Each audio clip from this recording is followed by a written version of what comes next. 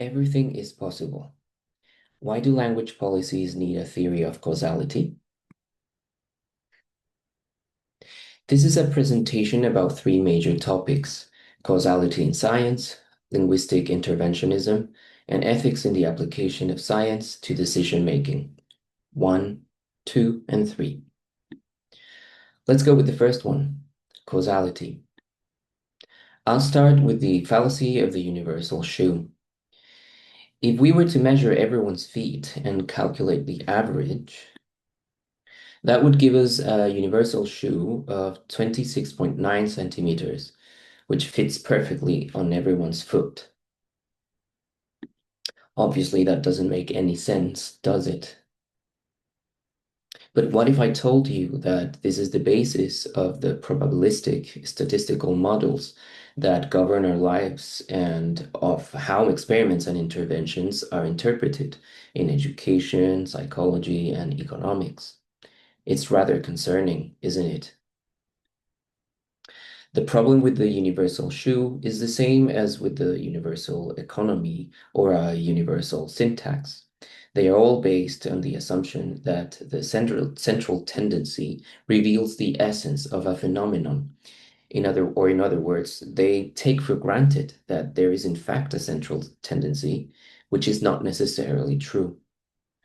The first mistake in this assumption is that although statistical distribution is empirical, the average itself is not. The average is merely conceptual.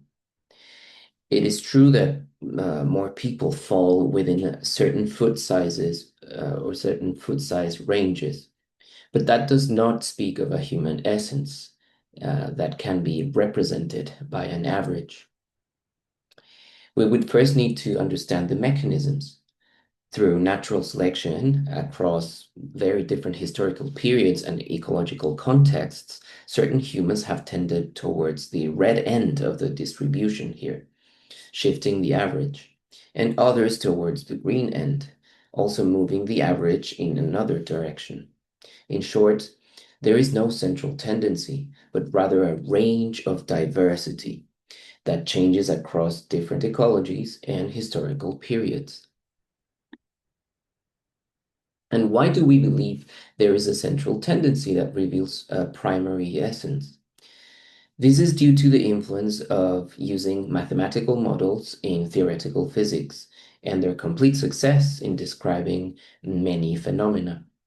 The existence of unchanging atoms, which are homogeneous and behave predictably, aligns perfectly with mathematics, where the invariant parts are numbers. The atom as a scientific idea has grown. By analogy, in evolution, DNA has often been thought of as the biological atom. In neurology, the atom is the neuron. In psychology and language acquisition, it is the mind-brain. And in economics, it is the fully rational agent who knows the past and future, maximizes utility, and has static preferences. Without this unchanging and predictable agent, economic models become unjustifiable. The search for atoms outside of physics, however, has not been very successful. Evolution has always been an ecological theory, where it is not DNA itself, but rather the relationship between DNA and the environment that truly determines what changes in species. Not only that, we know that epigenetic factors exist and that the cell controls DNA, while DNA creates the cell in a cyclical causal relationship. And more relevant to us in language acquisition, we know that there are many external factors, such as the family, the community, the education system, and the prestige of a language that determine not only how languages are learned, but also how much they are used and in which contexts, not to mention which prestige varieties are chosen and which others are displaced through something like language shift. Empirical statistics are not the problem. Counting is fundamental to doing science. The problem lies in inferential statistics, which mixes and confuses imaginary concepts such as the mean, average, with very selective empirical data, given an unquestioned subscription to atomism. This leaves us with the impression that once the atoms or the fundamental invariable parts of a phenomenon are identified successfully, we can then make a deterministic and linear prediction for more global levels of observation. We can call this hierarchical causality. The reason and cause of all things are the atoms.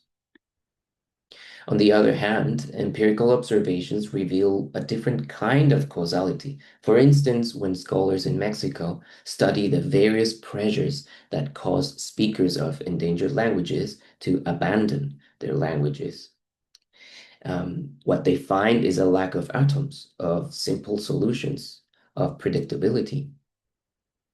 But this goes beyond merely saying that there are many variables in various contexts. The problem is the butterfly effect. When we take heterarchical causality unfolding over time as our context, then unpredictable phenomena emerge, and we can therefore never know exactly what will happen, and as a result of our decisions and as a result of our language policies. In the social sciences, prediction, which is fundamental to the physical sciences, is simply not realistic, not even with the most advanced statistical models. No one in 2014, for example, could have predicted that in 2015, a cult of personality would emerge around Donald Trump, affecting the entire world. The idea would have been laughable, and indeed it was for some people, even a year later when the process had already visibly begun. And thus we enter the realm of linguistic interventionism. The idea that there are essential causes is deeply ingrained. In my field of second language acquisition, it is practically the norm. Studies are conducted and then compiled into meta-analyses, and up to this point, there is no issue. The problem arises in the discussion and conclusion sections of these studies, where it becomes quite clear that researchers genuinely believe they can generalize their results, assuming that humans are a kind of homogeneous atoms with the same essence and invariable static characteristics, rather than heterogeneous, contextual, and constantly changing with conditional characteristics. The problem is methodological. Mathematical models of closed, complex, and mathematically predictable systems are being used to analyze open, changing, and unpredictable complex systems. In economics, this is a common error, independent of political ideology. Avi Innis, for example, shows striking parallels between the failures of the Soviet economic model and those of neoliberalism, precisely because both share a methodology of governance based on mathematical models that idealize the economy instead of describing it empirically. In both cases, history has shown that these economic systems have produced unexpected and unpredictable outcomes. The economy does not behave as mathematics says it should. The heterarchical causality of the social world means that the most relevant variables of a phenomenon shift over time and diverge across different places. Returning to language policies, let us consider the example of Catalan. When its compulsory use was established in education, the expectation was that this would increase the social prestige of Catalan, in a clear response to the early years of Francoism, when the use of Catalan was prohibited in government and education. As social prestige increased, it was expected that actual widespread use in businesses and diverse social contexts would also rise. This worked well for a time. Here, the educational use could be considered as one of the atoms of the global phenomenon. which is the overall use and learning of Catalan. But what happens decades later? The new political context at a more global level influences and even in some ways changes the polarity of the effects that the same policy had in the past. In certain sectors of the population, educational use is perceived as being forced over personal freedom, which lowers the prestige of the language, now seen as officialist and imposed. These perceptions, in turn, contribute to a decrease in actual use, a truly sad and dangerous situation for the survival of Catalan.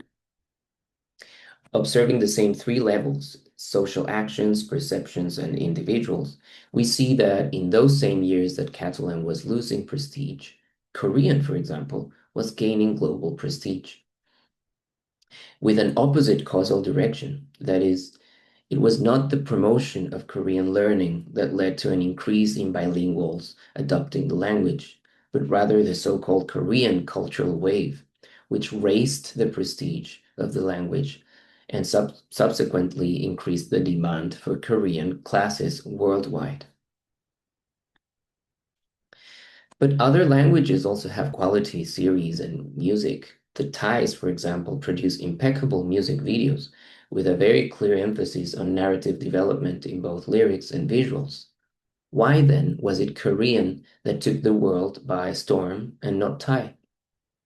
Because the direction and strength of causality depend on the entire system, not just a few variables. That is to say, although we might wish there were perfect formulas and generalizable solutions for all contexts, the hierarchical causality of the social world makes prediction impossible, which makes decision-making an uncertain gamble. Languages can die and be revived, like Hebrew. They can be created and grow, like Esperanto. They can leave descendants, like Latin. They can gain and lose global prestige like French, or gain and lose ground cyclically like Maori. Historically, none of these outcomes has been precisely predicted. Anything is possible. Emergent phenomena resist our control, and this has direct implications for decision making. And thus we arrive at the ethical aspect when it comes to providing a scientific basis for decision making. What should we do when anything is possible? What is ethical? Here is my proposal. The first ethical implication is that we must challenge statistical models whose idea of causality comes from reductionist probabilism, as this is fallacious. Language policies already rely on models of causality, but what they need is an empirical theory of causality, such as hierarchical causality, and with it a new epistemology, moving from probabilism to possibilism, a more realistic and liberating approach. The second ethical implication is that results cannot be promised or expected if intervention does not occur at multiple levels, considering the individual, the family, the community, government, society, the economy, the political context, the prestige of a language, available revitalization tools, and so on. Because the teaching of a language, the existence of radio, art, Netflix shows, widespread use in families, and extended use in education, as we see in Catalonia, all contribute, but do not by themselves guarantee the growth and vitality of a language. In that particular case, social attitudes and the political context have influenced the decline of Catalan's vitality. In other cases or historical moments, it could be the opposite situation, or other variables may be involved, leading us to the third point. The third ethical implication is that a scientific epistemology of possibilism requires that the application of social sciences to decision-making may be subject to conditionality and adaptability, We do not know the consequences of our decisions, and to believe that we do is, under this lens, irresponsible. Here there is a new definition of responsibility then. It is not responsible to cling to the supposed rigor of mathematical models and probabilistic predictions, but rather to accept and recognize the existence of emergent phenomena and adapt to them.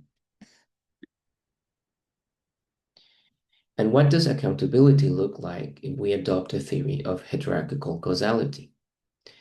As citizens, we would then need to demand track records and commitment over mere promises, expert knowledge, both local and global, and require changes in strategy if results are unexpected, rather than adhering to unmutable and potentially counterproductive ideologies.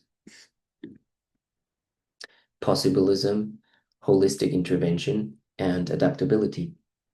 Taking hierarchical causality as our starting point, these would be the three pillars of my proposal for how we might reinterpret scientific rigor, how to engage in the application of science, and which considerations and values could guide decision-making at the political and administrative levels.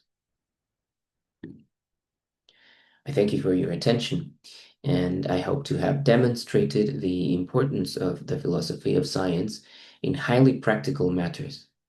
The philosophy of science helps us see connections from the most abstract to the most concrete, and provides us with tools to conduct science more rigorously, as well as to improve its application and question the ethical implications of the decisions that govern our lives. This concludes my presentation. Thank you.